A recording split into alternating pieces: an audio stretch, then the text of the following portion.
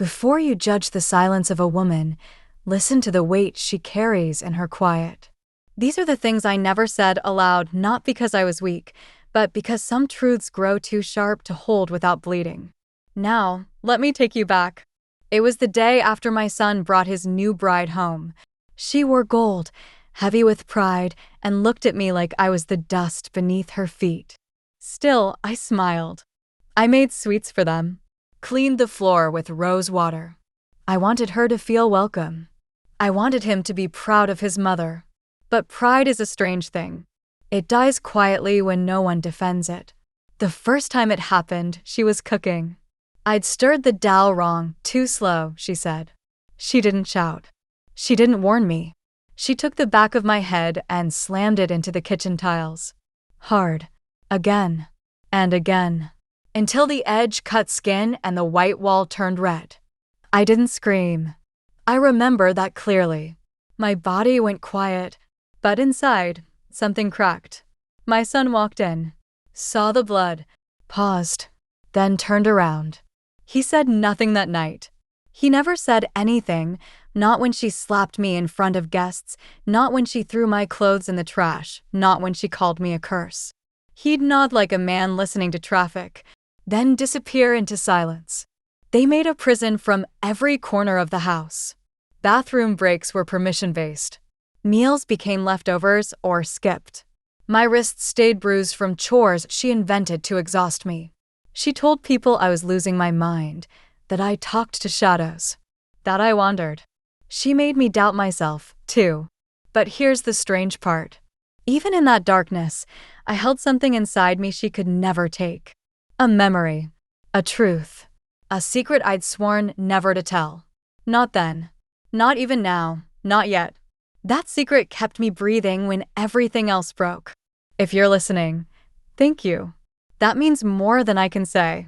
It gives me strength, knowing someone still wants to hear stories like mine. Stories most people look away from. If this touches you, just like, share, or subscribe. It helps me feel less alone. And tell me, where are you listening from? A village? A city? Somewhere in between? Wherever you are. I hope you're safe tonight. They didn't always hit me.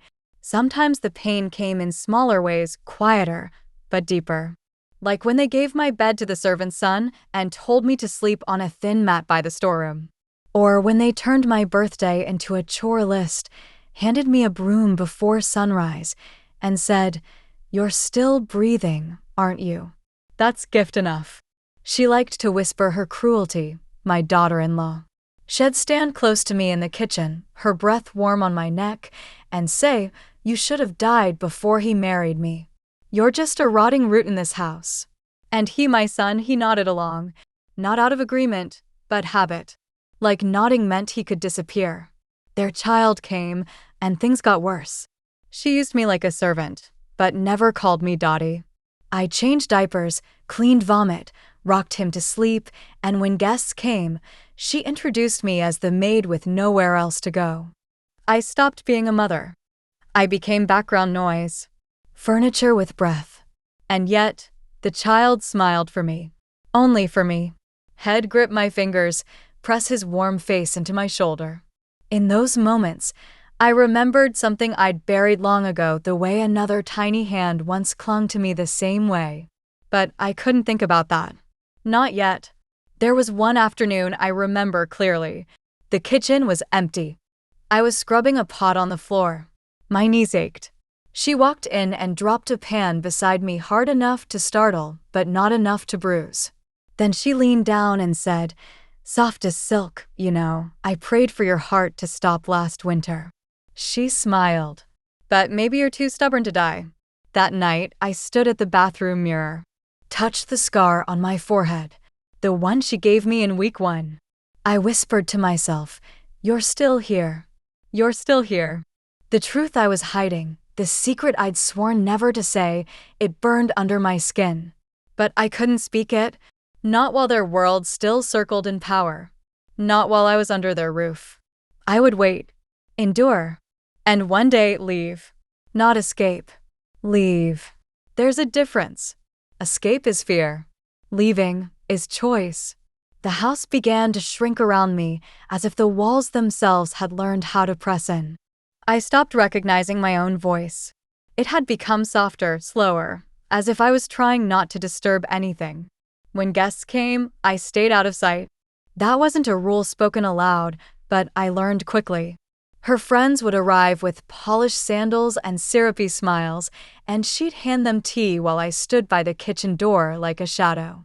If I stepped too close, she'd glance at me with those eyes, the kind that see you, but strip you down to something lower than flesh. Once, I made the mistake of clearing cups while they still talked. One of them asked if she knew, and she said, without blinking, "Oh no, that's just his old maid. She gets confused sometimes." My son didn't correct her. He never did. It's strange how cruelty becomes routine. At first, you cry. Then you flinch. Then, you forget how things used to feel. I stopped waiting for kindness. I began counting days by bruises. The blue ones faded faster than the purple. Some left a green halo before disappearing. It became a private calendar, written in silence. She once told me I had the hands of a thief, rough, worn, trembling. I looked down at them that night.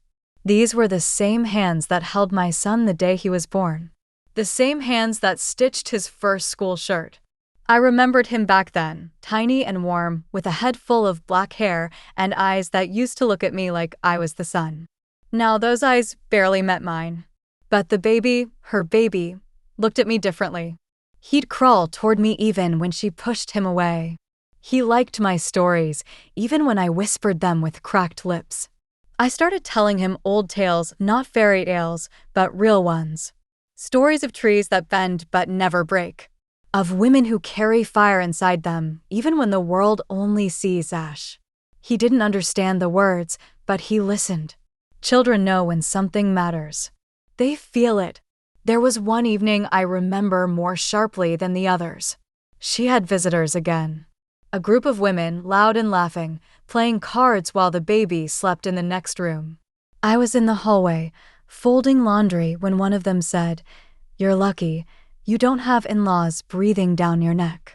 My daughter-in-law laughed, that same sweet fake sound, and said, "Mine? She's harmless. Useless, but harmless. We keep her like old furniture. Sentimental value, nothing more." They all laughed. I didn't cry. I just folded his little shirt and stared at the seam. The stitches were coming undone. I knew how to fix it, but I left it.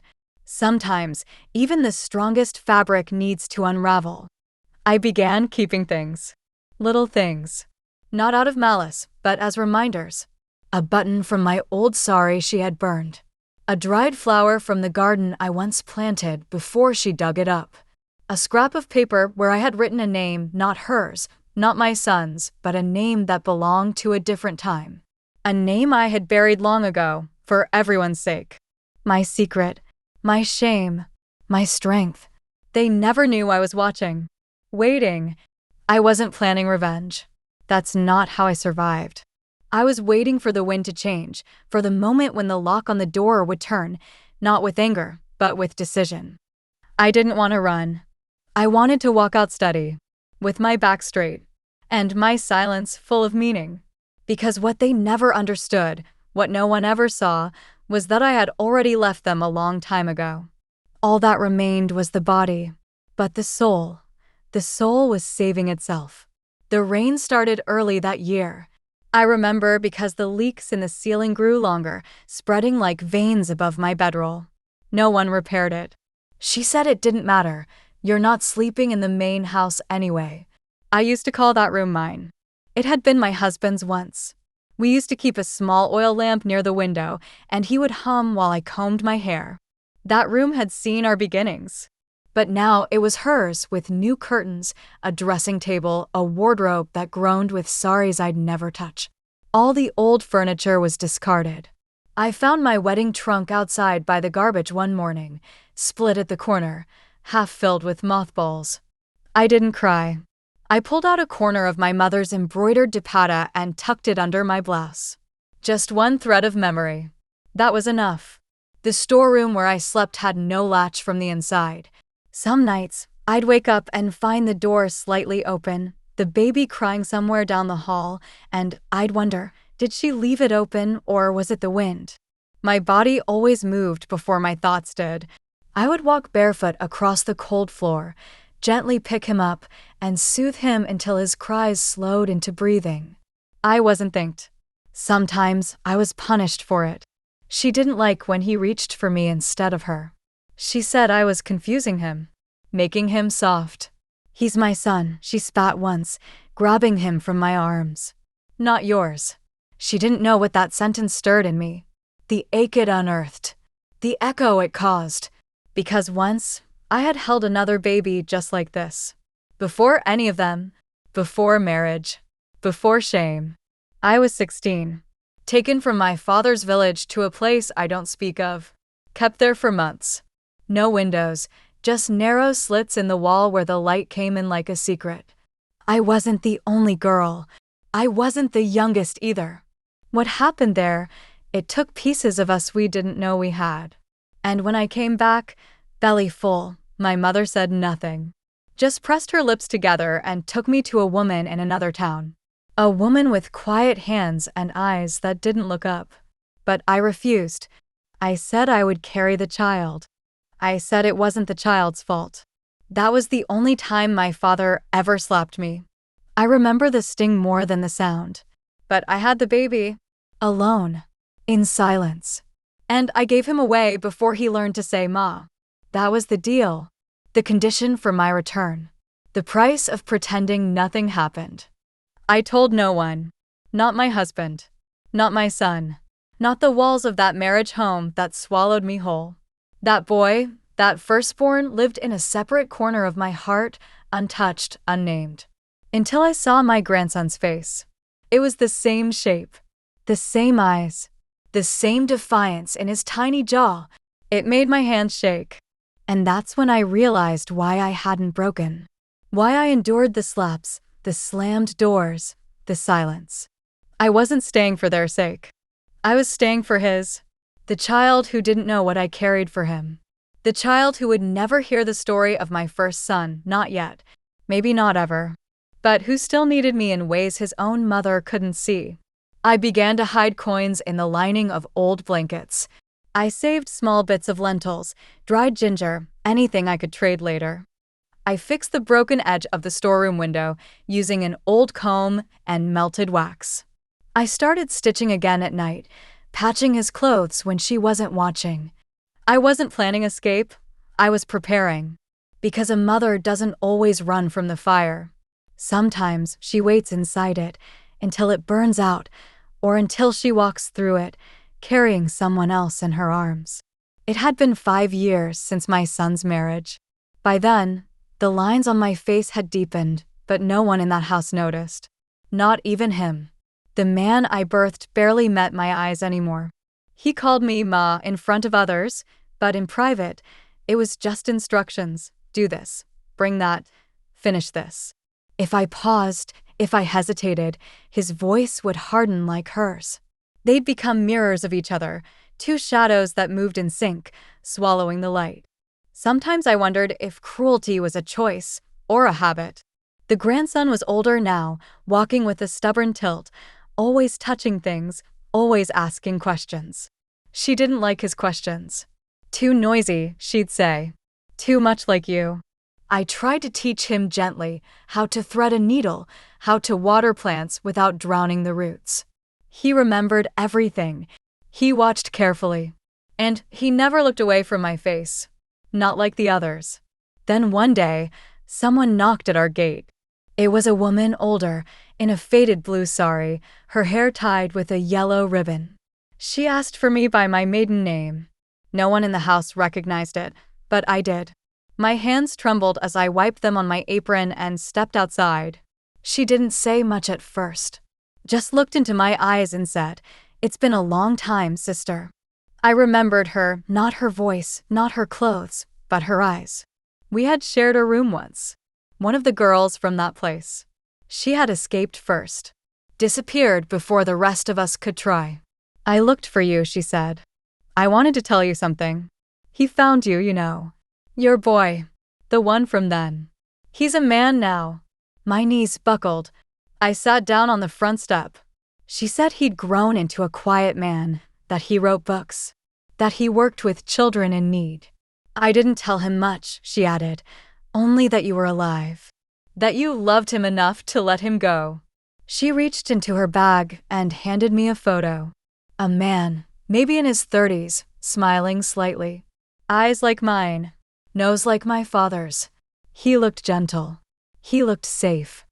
I stared at that picture for a long time. When she left, I didn't go back inside. I sat under the neem tree until the sky darkened. That night, my daughter-in-law complained I'd left the curry on the stove too long. She slapped the back of my head again, but I didn't feel it the same way. My mind was somewhere else. My body could bruise, but that photo, that knowledge, had stitched something back together inside me. Later, when the house slept, I took the photo from under my blouse and held it in the moonlight. I wanted to tell the little boy sleeping across the hall, "You have an uncle." But I didn't. Not yet. Some secrets, even when the edges soften, are still too heavy for small shoulders. So I whispered to the stars instead. I told them about a boy who wasn't lost, just placed in another chapter. I told them I had waited for this proof, this glimpse, for decades. I had waited through pain, silence, and slow forgetting. And now that he had found his name, I could begin to remember mine. The photograph stayed hidden for weeks. I wrapped it in a piece of old muslin cloth and tucked it inside the lining of my blouse. I wore that same blouse more often, just so I could feel its weight near my heart. It wasn't much, just an image, a stranger's face. But to me, it was proof that I hadn't imagined him. Proof that what they did to me in that house so many years ago hadn't erased me completely. My past had a shape again. A name. A life I had created, even if I wasn't allowed to keep it. In the mornings, I still rose before the rest. Cleaned the floors, made the tea, washed the child's clothes. My daughter-in-law had grown sharper, more restless. She was quick to anger and quicker with her hands. She didn't just slap or scold now, she'd pinch, twist skin between her fingers, push me suddenly against corners just hard enough to bruise. One evening, while I was cleaning rice, she stood behind me and said, "You should just go. You've served your time, haven't you?" But it wasn't time I'd served. It was silence. And silence doesn't end when the world tires of you. It ends when you decide to speak. Still, I said nothing. Later that week, she threw out a box of mine, a tin I kept at the back of the cupboard. Inside it were small things: my husband's first pen, a broken Sindor case, a pair of glass bangles my sister had gifted me before her death. She didn't ask. She just dumped it with the garbage. I saw it the next morning, spilling out near the gate. I picked up the bangle shards with my bare hands. Blood pricked my thumb, but I didn't flinch. I used to cry over things like that. Now I just bled quietly. That evening, while folding laundry, I found my grandson watching me. He was sitting cross-legged, holding the sock I had just mended. "Dottie," he asked, "why don't you live with us? Why do you sleep in the other room?" I smiled. "Because I snore too loud," I whispered. He grinned. But I saw the way he studied my face. Children know. They don't always understand, but they feel truth the way animals sense storms before the rain, before the thunder. He stood and kissed my forehead, right where the skin had grown thick from old wounds. That one moment, soft and small, felt like the world remembered I was alive. Later that night, when the house had gone quiet, I walked to the storeroom, took the photograph from my blouse, and looked at it again. I wanted to write to him, the son I gave away, but I had no address, no name, only a face and a memory shared by another survivor. Maybe one day he would find me, or maybe he never would. But now I had something to hold on to. Not rage, not revenge. A thread, a reason, a quiet knowing. And sometimes that's all a woman needs to keep breathing. I sat down on the cold floor, leaned my back against the wall, and began to hum an old lullaby.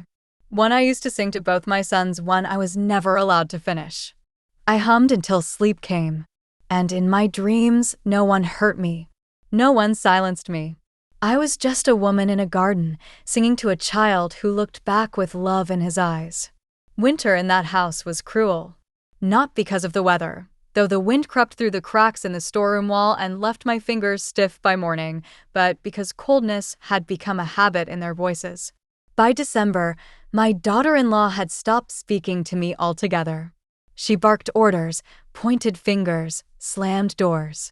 The bruises came without warning now, not only from her but from life itself.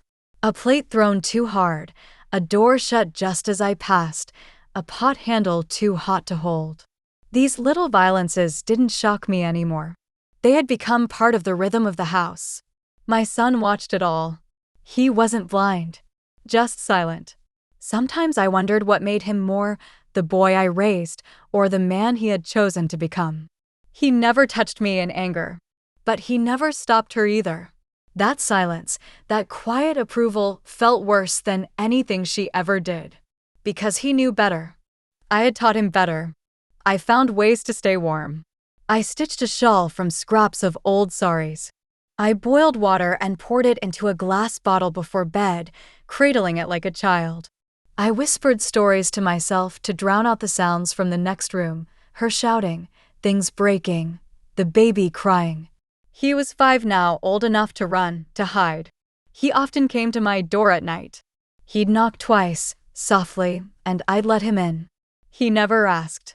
Just curled beside me, his small hands clutching the hem of my shawl. One night, I asked him, "Do you want me to tell you a secret?" He nodded.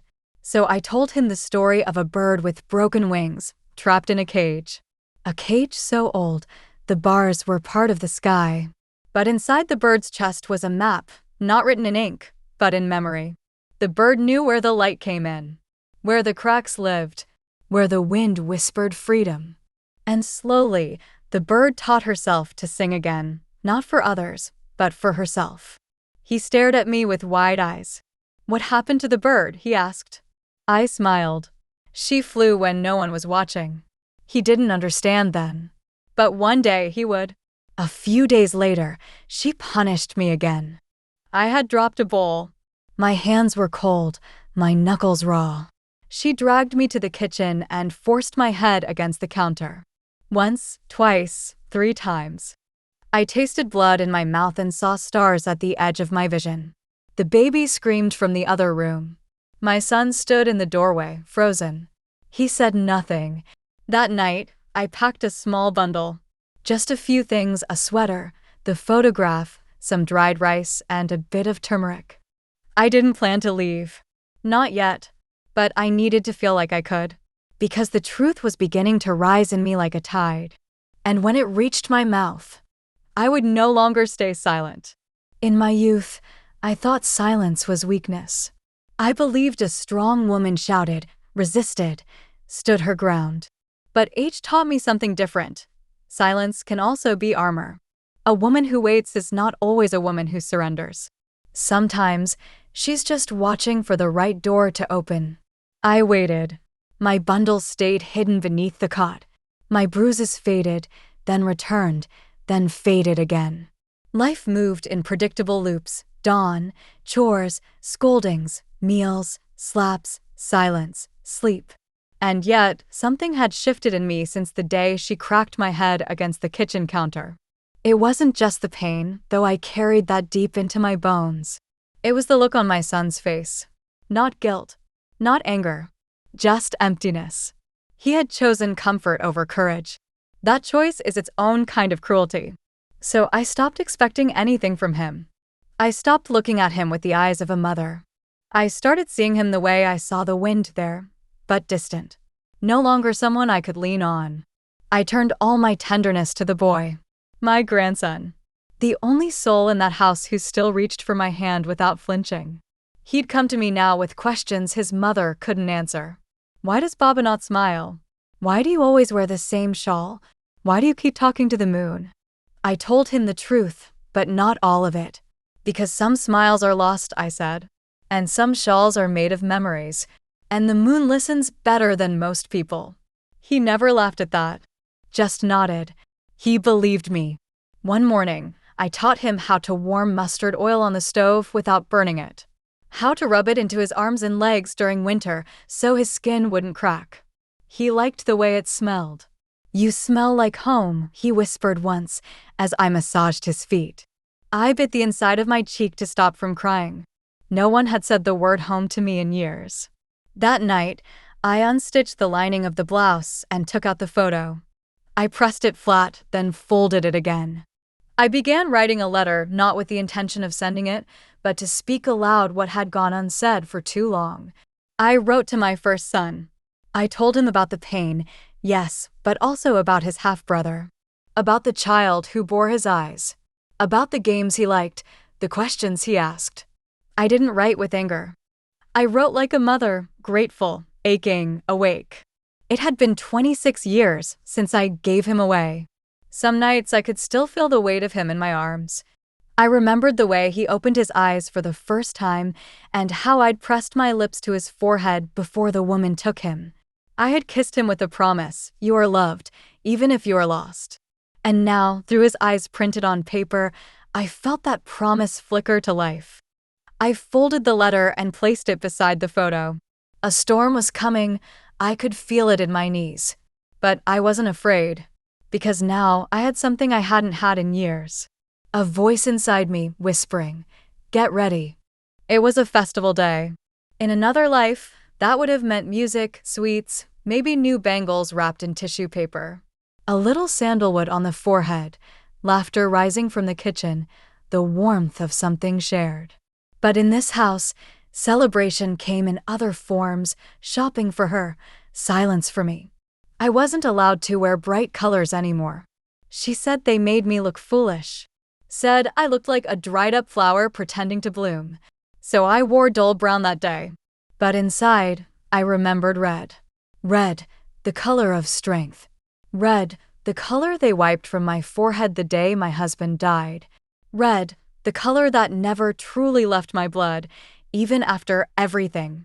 That morning, she ordered me to sweep the porch again, even though I'd done it already. I bent to the task without a word, but my thoughts wandered elsewhere. Back to the day I was taken, 17, barefoot, hands calloused from working the fields. A man had offered food. I had been too hungry to question kindness. That was the first betrayal. Years later, I learned I wasn't the only one he tricked. He brought many girls to that house, the one with iron gates and barred windows. A place where our names were replaced with numbers, where they took everything and gave nothing back but bruises and broken wombs. I lost count of the men, lost count of the days. But I never forgot the night I gave birth. The scream that escaped me wasn't from pain. It was from the terror that they'd take him. And they did, but not before I saw his face. They told me he'd been adopted. Said a good family had paid well. I never knew more than that. Just prayed he'd grow up somewhere safe, somewhere far from the filth that created him. And now here I was sweeping floors for a woman who used the same language, the same methods, but wore bangles and lipstick while doing it. That evening, she threw a tray of water on the floor because the tea was too strong. As I bent to clean it, she leaned in close and whispered, "One day, you'll die in this house, and no one will even notice." I stood up slowly. My knees cracked. My hands shook. But I looked her dead in the eye and said, "Maybe, or maybe I'll leave before then." She laughed. "Where will you go, old woman?" I didn't answer. But my heart answered for me. Anywhere but here. That night, I reopened the letter I'd written. I added a single line, "I will leave when the wind turns warm again." Then I folded it and placed a bindi, in the corner of the paper. The first I had worn in years. I pressed it there like a mark of promise. Not to him, to myself. Because sometimes, survival isn't just about staying alive. It's about remembering that you are still someone. That you are still you, even in the shadows. Spring arrived without ceremony. No sudden blossoms, no perfume in the air, just a shift. The mornings were softer. The wind less cruel. I noticed the neem tree outside had begun to shed its dryness. Tiny green shoots poked from its limbs, and something in me responded. I began waking up a little earlier, sitting outside with a cup of plain water before the sun touched the roof. I'd listen to the birds before the rest of the house woke, before the shouting started, before my name was spoken like a stain. I still bore her hands on my skin, a bruise behind my ear, a burn near my elbow from where she pressed my arm against the hot kadai. But pain doesn't grow when you stop feeding it. I'd started tending instead to the small, silent corners inside me, the ones she hadn't yet touched. One morning, while she slept, I wandered into the room with the old cupboard. I hadn't been allowed in there for years, but that day, the key had been left in the latch. Something told me to open it. Inside, among old saris and broken toys, I found a red diary. Not mine, hers. I had no desire to read her secrets. But tucked between the pages was a document. A property paper. The house we lived in had been inherited by my husband. And it had been left to me. Not my son. Not her. Me. I stood there holding that paper, not sure whether to laugh or cry. She had known. For years, she must have known. That's why she never let me touch finances, never let me speak when guests came. She needed me silent. Invisible. She needed the woman who owned the house to believe she was nothing more than a beggar in it. I placed the paper back, said nothing, but something inside me changed. That afternoon, I walked to the market with my grandson. She allowed it only because we were running low on rice and her own child refused to eat unless I fed him. We walked slowly. He held my hand, swinging it like he was proud. I hadn't been outside the neighborhood in months. At the edge of the market, near the temple wall, I saw a woman selling clay pots. Her face looked familiar, strong cheekbones, a long braid, a tired but kind mouth. I stared until she turned and our eyes met. She was one of us. From the house. From that house. She blinked in surprise, then came toward me. Her name was Rima. She had escaped years ago and built a life selling pots, doing labor, raising her daughter. We didn't speak much. We just stood there, both holding the same truth. We had survived. Before I left, she pressed a small coin into my palm. For luck, she said. For when you finally walk out the right door. That night, I looked at the locked cupboard and whispered, I know now. This house was mine. My name. My paper. My blood and silence soaked into the floors. But more than that, I was mine. And I would not die here. I stopped calling her Bahu. Not out loud. I knew better than to speak my truth openly. But inside me, the word disappeared. She became the woman. A figure. A noise in the kitchen. A footfall I listened for but didn't fear. My heart no longer jumped when she entered. My hands still shook, the body remembers long after the mind heals, but something had shifted in the way I stood. She noticed. She called me defiant. Said I'd grown bold in my old age. I didn't answer her. Sometimes silence is not surrender, it is a refusal to speak in a language that never gave you dignity. At night, I began writing names. On torn scraps of old calendars, inside matchboxes, on the back of the photograph I carried like sacred cloth. Names I'd never spoken aloud. The names of the girls from that house, Mina, Sultana, Kavita. Some I knew only by nickname. Some were nameless, just girls who disappeared after one man too many, or a fever or childbirth. I wasn't sure why I wrote them. I think I just needed to make them real again. I folded each name and tucked them into an old biscuit tin. It was my temple now. One morning, I found a cut on my grandson's arm. A small one, but fresh. I asked him what happened, and he hesitated.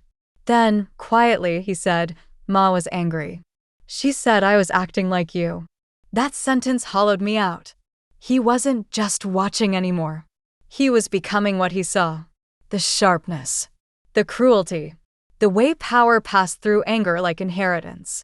I held his face in my hands and said gently, you don't have to carry what she gives. You are your own person. He blinked. He was just a child. But something landed. I could feel it. That evening, I opened the cupboard again. Took the property paper. This time, I didn't return it. I wrapped it in a piece of cloth with the photograph and the letter and hid it beneath the floorboard, under the tin trunk. My escape wasn't loud or dramatic. It was happening slowly, every day, in small stolen acts of ownership. But I was ready now. I wrote one more name that night. One I had never allowed myself to write before. Arjun. My first son. Not a ghost. Not a secret. A name. A boy. A man. And someday, maybe a meeting. I folded that paper last, placed it on top of the others, and closed the lid. My grandson stirred beside me in sleep. I smoothed the blanket over his shoulders. He didn't know it yet, but I was saving him too. The door creaked differently that morning. It wasn't louder or softer, just unfamiliar, as if the house itself had begun to notice the change in me. I stood in the kitchen after sweeping, breathing in the sharp scent of turmeric and dust. She was still asleep. My son, too. The boy sat cross-legged at the table, waiting for the roti I had barely started to make. He said nothing, but he watched me. I moved slower now, not from age, but from deliberateness. Everything I did had weight. Folded cloth, rolled dough, warmed milk. Not for her, not even for my son anymore. For him, the child whose small kindness tethered me to the present. "Dottie," he asked, "when will we go to the river again?" I blinked. It had been nearly 2 years since our last walk, when he was small enough to sit on my lap, when I still had the strength to lift him. I remembered carrying him along the bank, telling him about lotuses that bloomed from filth. He had laughed, not understanding the parable, only tickled by the idea of flowers growing from mud. "Soon," I said. That was the first promise I'd made aloud in a long time. Later that day, when she left to visit her sister, I took my first real step. Not symbolic, not imagined. I stepped out of the gate, clutching only my shawl and an old plastic bag. I told the neighbor I was going to the temple, and I did.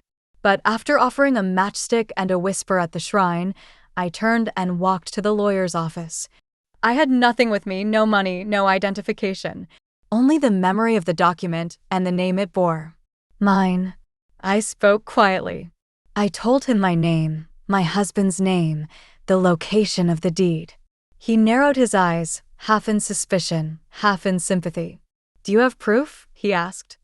"I have truth," I said, "and a scar that bears your father's handwriting." He paused. I saw something shift. He had known my husband once, long ago, before the silence, before the decay.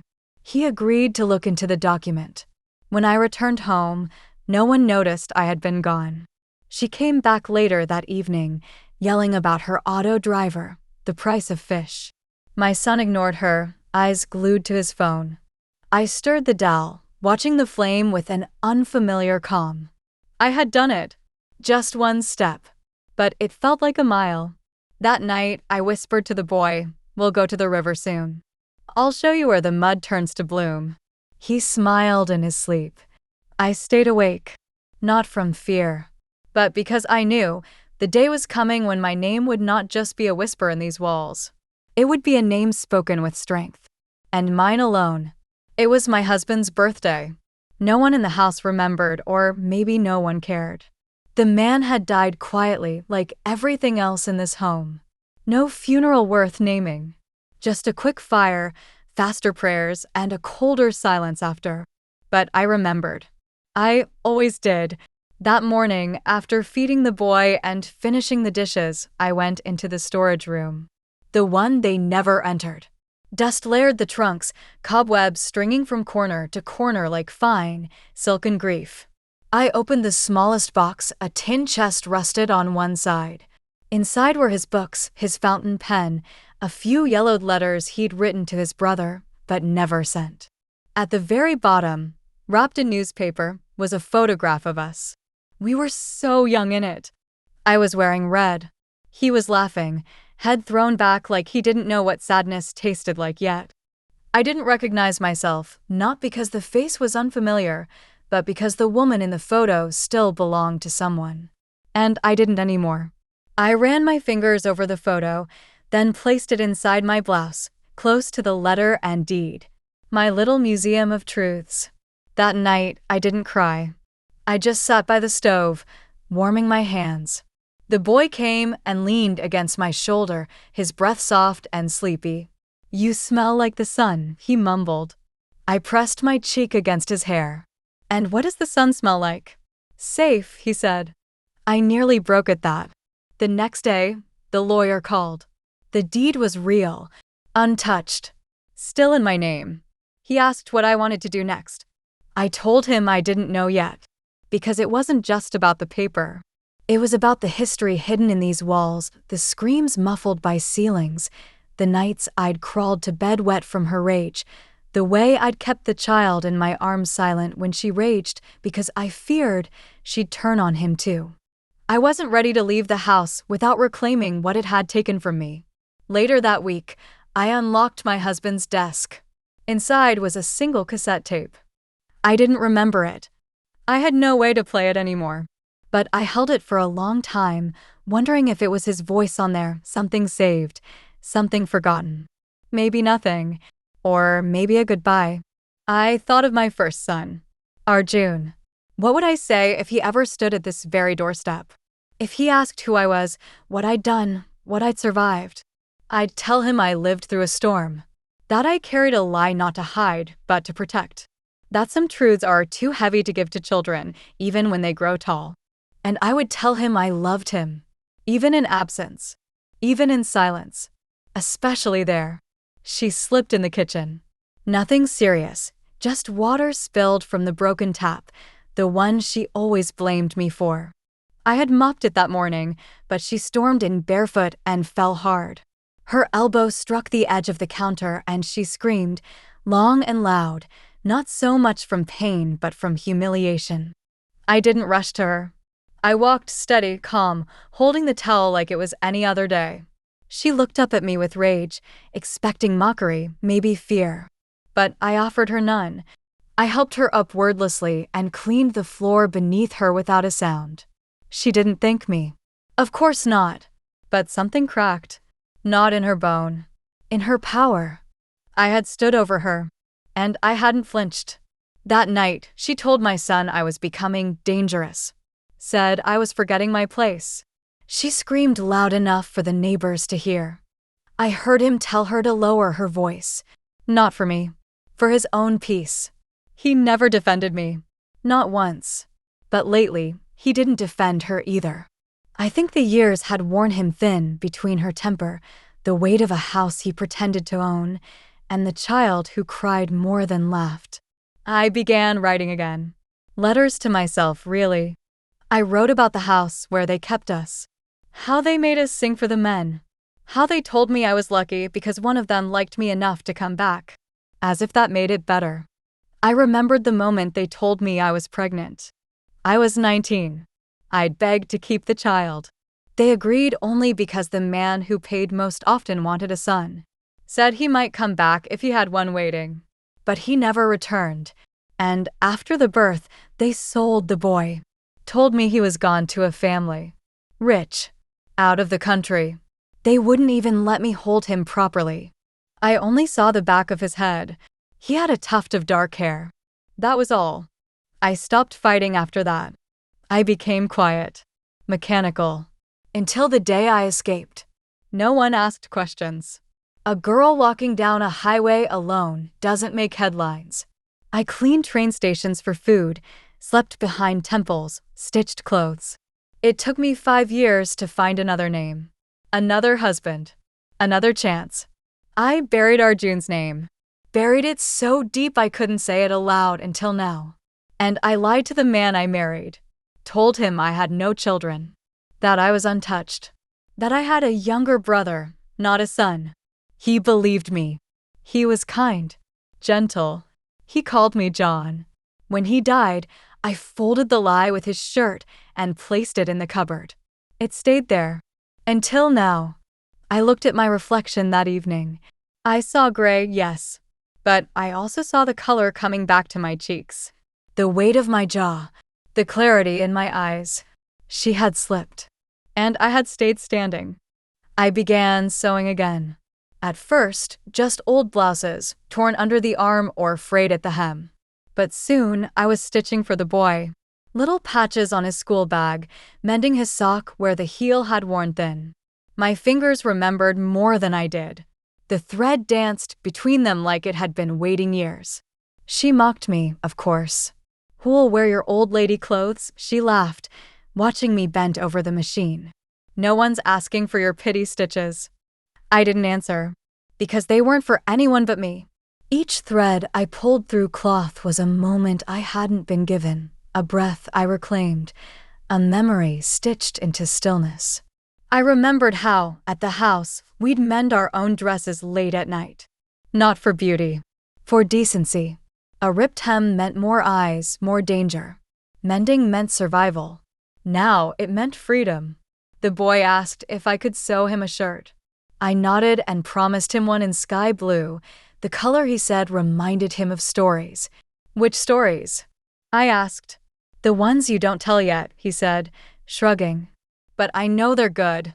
I froze a little. It was strange. This child who had lived beside such ugliness, yet still believed in softness. I hadn't protected him from everything, but perhaps I had protected the part that matters most. Hope. At the market, I started taking on small stitching jobs. A blouse for a shopkeeper's daughter. A petticoat for the old widow near the station. They paid in coins, sometimes in milk or flour. I didn't care. Each piece I made was a page turning. When she found out, the woman screamed for hours. Said I was bringing shame, that I had no right to work, to earn, to leave the house without permission. I said nothing, but that evening, I moved the sewing machine from the corner of the storeroom to the front veranda. I let the whole neighborhood see it. I smiled when they passed. The house was still not mine in their eyes, but it was becoming mine in spirit. One morning, I stitched a secret into the hem of the boy's new shirt. Just one word, Arjun. Not for him. Not yet. But for the brother he did not know he had. For the name that would one day rise to the surface. For the truth that waited patiently in thread and cloth and blood.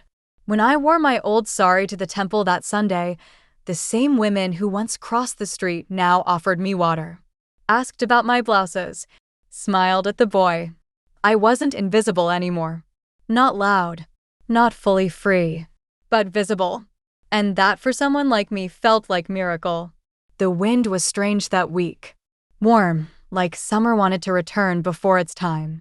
It rustled the saris I had hung out to dry, pulled dust across the veranda, creaked the front gate that never quite latched shut. I listened to it from my sewing corner, letting it fill the spaces between my thoughts. The woman hadn't spoken to me in 2 days. Not since I told her I would no longer cook for her. It wasn't a fight. Just a sentence, spoken quietly one morning as I pulled the pressure cooker from the stove and placed it in the sink. "I will feed the child. And myself. That is enough." She stared at me, blinking like I had spoken a foreign language. Then she slammed the door and shouted until her throat cracked. But something had changed. My son didn't react. He didn't join her. He didn't silence her. He simply picked up his bag and left for work. That night, she made her own food. Burnt it. I sat with the boy in the other room, feeding him with my hands the way my mother once fed me, slowly, with a quiet lullaby under my breath. He smiled between bites, like he knew this meal was a kind of victory. I had begun saving money. Small amounts, folded into the corner of my old blouse, slipped beneath the lining of my trunk. It wasn't much, but it was enough to feel real. The lawyer had offered help a way to begin the process of reclaiming the deed. I hadn't signed yet. I wanted to wait. Not out of fear, but timing. Some things bloom only when the sun is kind enough. One morning, while cleaning the attic, I found something that didn't belong to me, a box of old school books. My son's. Inside one of them, folded and brittle, was a letter. I nearly didn't read it. But curiosity has a voice too, and it whispered louder than guilt. It was a letter he had written to a girl never sent. Full of dreams, poetry, a desperation I hadn't seen in years. I want to be something different from my father, he had written. I want to break what he built and make something quiet, something kind. I folded the letter and returned it to the book. For the first time, I saw my son not as a man who failed me, but as a man who had once tried. And maybe still could. But that didn't mean I owed him my silence anymore. That night, when the woman screamed again, about dishes, about dust, about her own unhappiness, I didn't hide in my room. I stepped outside, sat on the veranda, let the wind blow my hair loose. And when the neighbor passed by, I said good evening, loud enough for her to hear. Because silence had been my prison for decades. But now it was my choice. And I chose not to use it for her. It was just after noon when he knocked. I was mending a blouse, my eyes already tired, the needle slipping in and out of a bright marigold print. The boy was at school. She was at her mother's house, one of her rare visits that brought quiet like a blessing over the whole building. 3 knocks. Then silence. I wiped my hands on the edge of my sari and opened the door, expecting the milkman, a neighbor, maybe the old tailor's apprentice. But he wasn't any of those. He was taller than I imagined. Darker, too. Not in skin, but in expression. He held something tight in his fingers. A page, worn at the edges, folded and refolded until it could barely breathe. He looked like someone searching for an answer he wasn't sure he wanted to find. "Is your name Radha?" he asked. I didn't speak. He looked down at the paper, then back at me. "My name is Arjun." The name knocked the air out of my chest. I must have gripped the edge of the doorframe because my fingers went numb. He hesitated. "I think you might be my come inside," I said. We sat on the veranda, the sewing machine between us. A blouse still half finished. His hands trembled. Mine didn't. I had waited for this day in nightmares and daydreams both. He told me he had found an old record, adoption papers, vague names, a hospital file with no photo. But there had been a slip of cloth saved with it, part of a red sari. Torn, wrapped around a lock of baby hair. I remembered that sari. They had ripped it when I screamed too loudly. I'd kept a piece, tried to tuck it into the swaddle, but they tore it away. I never thought it had stayed. But it had. He said he had searched for years, off and on. His adopted family had loved him, he made that clear, but the questions grew louder as he aged. His own son had pushed him to look. "I don't want to ruin your life," he said. "I just needed to know." I looked at him and saw all the years I had lost, the curve of his mouth that looked like mine, the stillness in his shoulders that mirrored my own. "I wanted you," I said quietly. "I never gave you away." He didn't cry. Neither did I. We sat there for a long time, not talking, just breathing the same air. Before he left, he asked, "Can I come back?" I nodded. After he disappeared down the lane, I didn't go back to sewing. I stood still, hands clasped, tears burning but not falling. Inside the house, nothing had changed. The clock ticked. The boys' books waited. The woman's voice absent, like a blessing not yet broken. But outside, a door had opened, one I had locked from the inside decades ago. And he had knocked. And I had answered. The boy came home late that evening, sweaty from play, his school bag slipping off one shoulder. I was still on the veranda, my needle quiet, the thread trailing like a loose thought in my lap. He looked at me, then paused. "You were crying?" I shook my head. "Just the wind." He nodded, like he didn't believe me but wouldn't push. We had dinner together, just the two of us. I made his favorite dal with too much ghee and the soft rice that stuck to his fingers. He talked about school, about how his handwriting was better than the other boys. He was proud of it. I told him he wrote like a prince. That night, after he slept, I opened the trunk again. Took out the deed, the old photograph, and the letter I'd written years ago, the one I never sent, the one addressed to Arjun. I reread it slowly. It was messy, full of trembling words and apologies. I had written it one night in the dark, after waking from a dream where I'd seen his face but couldn't reach him. I had folded it away, thinking there was no point. But now he was real, and he had come back. The next morning, I cooked early and walked down to the station with the letter. My hands shook as I dropped it in the box. Not because I feared what he'd read, but because I knew this time I wanted him to know everything. Later that day, he came. He didn't knock this time. He stood by the gate, holding the letter. I read it, he said. His voice was different, fuller, maybe, warmer. I invited him in. The boy was home, reading in the corner. He looked up and smiled politely. I introduced Arjun as a distant relative, and they shook hands. Neither knew the weight of that moment, one full of blood, the other full of questions he hadn't learned how to ask yet. That afternoon, Arjun and I sat in the kitchen. He told me about his son, his wife, his small apartment in the city. He asked me what I needed. I told him I didn't need anything. But I wanted something. I wanted to tell the boy the truth one day. Not today. Maybe not even this year. But I wanted the space to tell it in my time. In my words. I lied to protect him, I said. Not to hide who you were, but to keep his world whole. Arjun nodded. I understand. It's your story. That night, I watched him leave again. But this time, it didn't feel like loss. It felt like a stitch in place, tight, small, but strong. And for the first time, I realized something simple, something powerful. I was the mother of two sons. One I raised, one I lost, and now, somehow, one I had found again.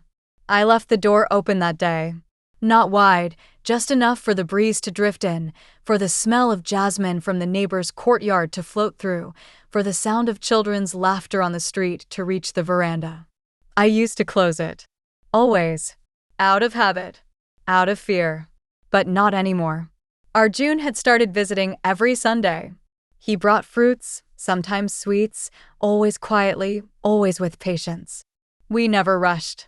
We sat with tea, with memories, sometimes with silence. And it was enough. He never asked me to explain more than I wanted to. He never pushed for why. I never fought harder to keep him. Some wounds don't need cleaning, just covering. He understood that. The woman, my daughter-in-law, noticed the visits. At first, she asked who he was. I said, someone from a long time ago. She scoffed. She always did when she couldn't control the answers. Then, she ignored him. But not me. Her cruelty changed form. Not louder, just quieter, colder. She didn't yell as much, but she took things. Turned off the fan when I sat in the room. Hid my stitching tools. Left the boy's food uncovered so it spoiled. But I had grown weatherproof. One morning, the boy came to me, holding a button that had come off his school shirt. Can you fix it? He asked. I nodded. Then he paused and said, Do you like the uncle who visits? I smiled. Yes. He nodded back. Thought for a moment. Then asked, Is he like family? I looked into his eyes. So young, so full of a world he didn't yet know. And I said, Yes. Very much. He seemed satisfied with that. That afternoon, Arjun and the boy played carom on the veranda. I watched from the doorway, heart quietly breaking and healing all at once. To see them together, one grown from me, the other raised by me, was like watching a dream I never dared to have. I wanted to tell him, the boy, someday, but not out of guilt, out of honor. To honor the pain, yes, but also the survival. To show him that strength isn't always loud. Sometimes it's the quiet act of choosing kindness again and again, even after the world has tried to squeeze it out of you. That night, my son came home drunk. For the first time in months. He didn't shout. He just sat in the hallway and cried. Quiet, ugly tears. About debts, about shame, about being stuck. He didn't see me in the shadows. I didn't move toward him, didn't comfort him, but I didn't hate him either. I just saw him, as a boy I once fed, as a man I no longer feared. The door stayed open, and in the middle of all that mess of grief and healing, of loss and return, I realized something simple, something steady. I had made a home again. Not of bricks, not of names, but of people. And this time, it belonged to me. Before I begin, I want to thank those of you still here, still listening. Your presence, even if only through a screen, a voice in your ear, has held me together more than you know. If this story has touched you, please like, share, and subscribe to this channel. It helps others find their way to stories like mine. And tell me, where are you listening from? It brings me a strange kind of peace to know I am not alone. Now, the last piece. The truth I never said aloud until now. The boy, the one I raised, the one who calls me Ma, is not my grandson. He is my son. Mine by blood. Born in that house. In that darkness. I was young. Too young. And I had no choice. They took everything, my body, my name, my voice, and then they gave me him. And even though he was made of pain, when I held him, I felt something break inside me. Not in despair. In defiance. I loved him instantly. Not because I was supposed to, but because it was the only thing that hadn't been taken from me. When they told me he would be given away, I begged, cried, promised I would never speak of what happened, that I would raise him as a servant, a maid, anything. They refused. And then, just before he was to be taken, there was a fire. Not a large one. A kitchen flame that spread through old rags. The building was evacuated. In the chaos, I took him. I wrapped him in cloth and ran. No one followed. No one claimed him. No one came looking. Because no one wanted to explain what he was or what I was. And so I became his grandmother. That lie saved his life. I lived in fear every day that someone would take him away. I told no one. Not even my son. Especially not him. He grew up thinking I was just the quiet, beaten woman in the corner. The one who cooked, who stitched, who survived. But in truth, I was also a mother hiding her child in plain sight. Because it was the only way to keep him safe. And now, after all these years, I do not regret it. If I had told the truth, they would have taken him. Raised him in a house that called him a mistake. A shame. Instead, he grew up in my arms. With my stories. With my lullabies. With my fierce, unspoken love. And now he is kind. He is good. He is free. That is what matters. Our June knows the truth now. And someday, so will the boy. But on my terms, in my words. And when I am gone, I hope they will remember this. That love sometimes wears the face of sacrifice. That lies told in love are not always betrayals. Sometimes they are shields. I carried this secret for decades. But I do not carry shame. Only the weight of a mother's love. And now, finally, I can put it down. Thank you for listening. If this story stayed with you, even a little, please like, share, and subscribe to Whispers and Wills. And tell me in the comments, where are you from? I'd love to know whose hearts my voice has reached. It gives me strength.